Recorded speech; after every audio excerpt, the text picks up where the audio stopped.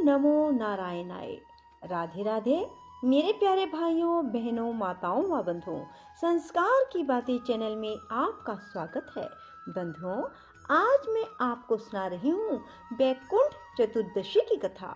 बंधुओं, कार्तिक मास के शुक्ल पक्ष की चतुर्थी तिथि को वैकुंठ चतुर्दशी के रूप में मनाया जाता है। बंधुओं, कहा जाता है कि वैकुंठ चतुर्दशी भगवान विष्णु को बहुत ही प्रिय है। जो मनुष्य भी वैकुंठ चतुर्दशी के दिन व्रत रखते हैं और भगवान विष्णु के निमित्त दीप दान करते हैं, भगवान विष्णु के सहस्त्र नामों को पढ़ते हैं अथवा सुनते हैं, उन पर भगवान विष्णु की विशेष कृपा होती है और वे मरने के बाद वैकुंठ धाम को जाते हैं। बंधुओं, यदि आपने YouTube चैनल संस्कार की बातें अब तक सब्सक्राइब नहीं किया तो जरूर करें और बेल आइकन दबाना ना भूलें। बंधुओं, वैकुंठ चतुर्दशी की पूजा विधि बताने जा रही हूँ। इस दिन भगवान विष्णु की पूजा में धूप, दीप, चंदन, श्वेत कमल पुष्प, केसर, चंदन का इत्र, गाय का दूध, मिश्री एवं दही से अभिषेक करते हुए इनकी षोडश उपचार पूजा करें और इनकी आरती भी उतारें। यदि संभव हो तो श्रीमद् भागवत गीता का पाठ भी अवश्य करें। विष्णु सहस्त्र नाम सुने या पढ़ें। भगवान को भोग में मखाने की खीर अर्पित करें। भगवान नारायण की पूजा के बाद विधिवत भगवान शंकर की पूजा करनी चाहिए। इन्हें प्रसन्न करने के लिए गाय के दूध या गंगा जल से इनका अभिषेक करना चाहिए। फिर पुष्प, बेल पत्र आदि से षोडश उपचार पूजन करने के बाद शिव जी के बीज मंत्र का जप 108 बार अवश्य करना चाहिए। बंधुओं, वैकुंठ चतुर्दशी का महत्व क्या है? वैकुंठ धाम की प्राप्ति के लिए लोग वैकुंठ चतुर्दशी के दिन विधि विधान से पूजा करते हैं। देव उठनी एकादशी पर भगवान विष्णु के 4 माह के जागने के बाद वैकुंठ चतुर्दशी आती है। इस दिन भगवान शिव और भगवान विष्णु की पूजा की जाती है। शास्त्रों के अनुसार वैकुंठ चतुर्दशी के दिन जो व्यक्ति शरीर त्यागता है, ऐसे व्यक्ति को स्वर्ग की प्राप्ति होती है। इतना ही नहीं, जो व्यक्ति इस दिन भगवान शिव और भगवान विष्णु की उपासना करते हैं, उसके जीवन के सभी पाप समाप्त हो जाते हैं। ऐसा कहा जाता है कि महाभारत के युद्ध में मारे गए लोगों का भगवान श्री कृष्ण ने श्राद्ध करवाया था, इसलिए इस दिन श्राद्ध तर्पण कार्य करने का भी विशेष महत्व है। बोलो विष्णु भगवान की जय।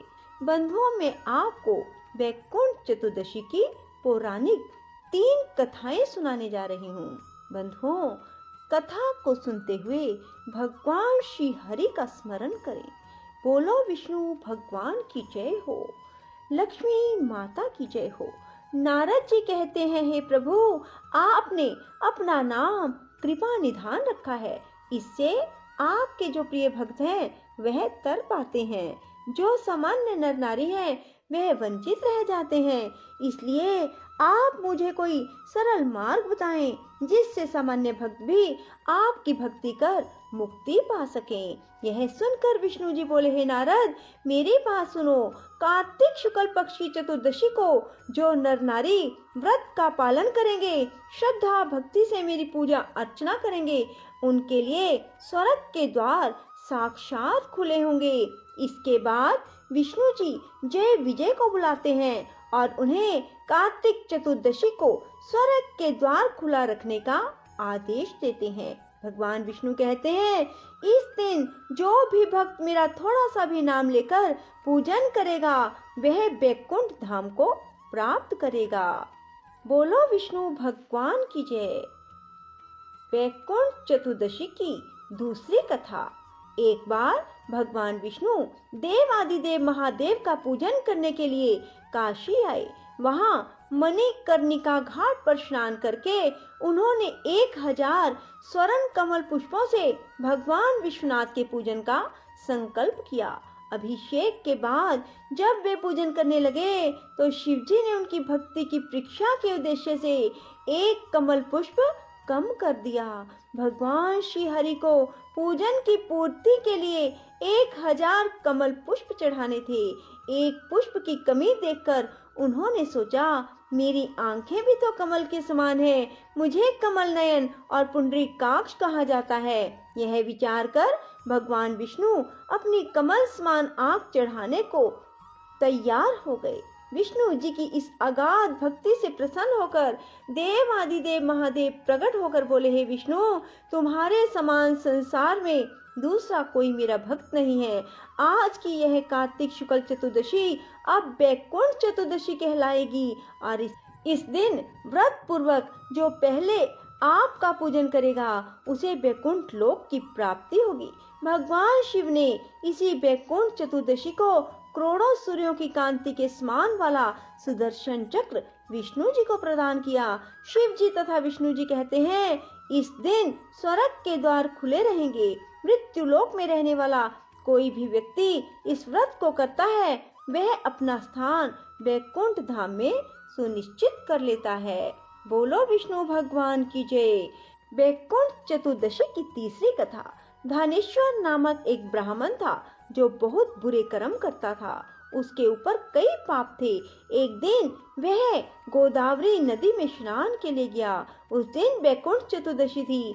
कई भक्तजन इस दिन पूजा अर्चना कर गोदावरी घाट पर आए। उस भीड़ में धनेश्वर भी उन सभी के साथ था। इस प्रकार उन श्रद्धालुओं के स्पर्श के कारण धनेश्वर को भी पुण्य मिला।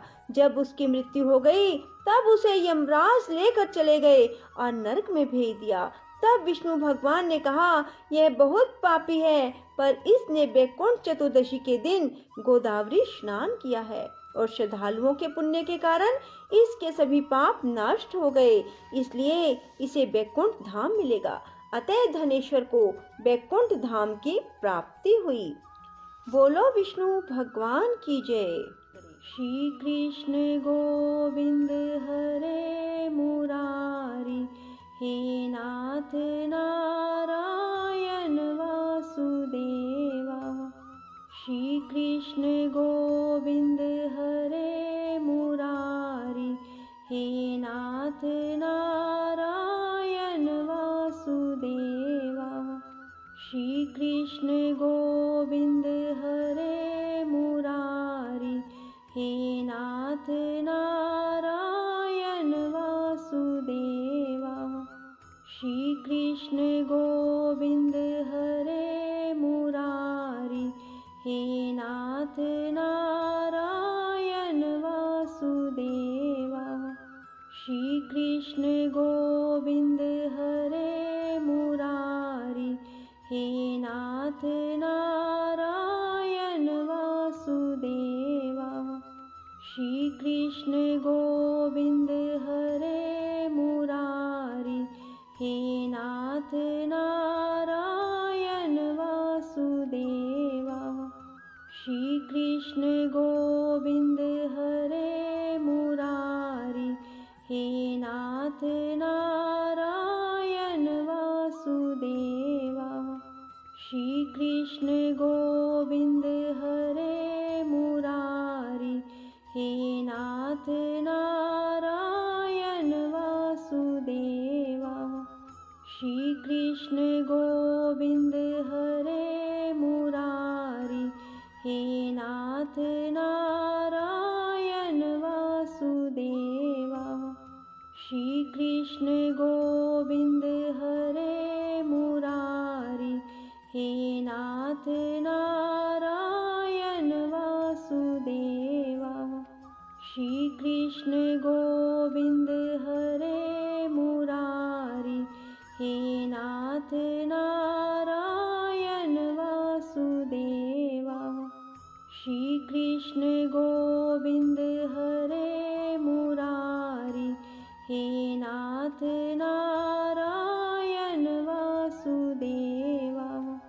श्री कृष्ण गोविंद हरे मुरारी, हे नाथ नारायण वासुदेवा।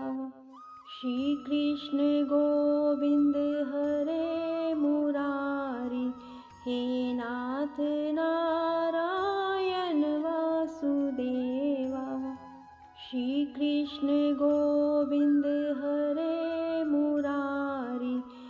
नाथ नारायण वासुदेवा। श्री कृष्ण गोविंद हरे मुरारी, हे नाथ नारायण वासुदेवा। श्री कृष्ण गोविंद हरे मुरारी, हे नाथ नारायण वासुदेवा।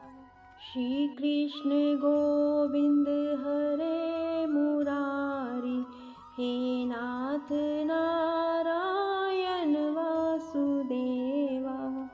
श्री कृष्ण गोविंद हरे मुरारी, हे नाथ नारायण वासुदेवा। श्री कृष्ण गोविंद हरे मुरारी, हे नाथ नारायण वासुदेवा। श्री कृष्ण गोविंद हरे मुरारी, हे नाथ नारायण वासुदेवा। राधे राधे। जय श्री कृष्णा। बंधुओं, यदि आपको हमारी वीडियो पसंद आए तो इसे लाइक करें और शेयर भी जरूर करें।